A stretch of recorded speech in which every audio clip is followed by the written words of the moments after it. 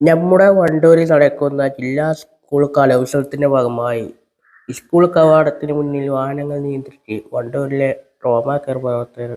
കലോത്സവത്തിന്റെ ആദ്യ ദിനത്തിൽ രാവിലെ മുതൽ രാത്രിയിലും ഇവരുടെ ഡ്യൂട്ടി ഉണ്ടായിരുന്നു.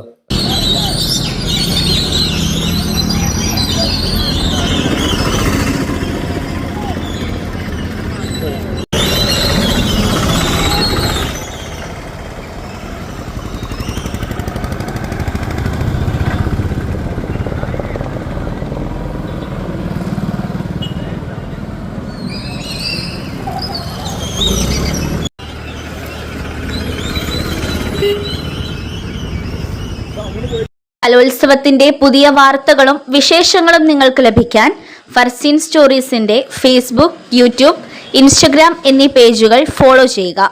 വീഡിയോ ഇഷ്ടപ്പെട്ടാൽ ലൈക്ക്, ഷെയർ, കമന്റ് ചെയ്യുക.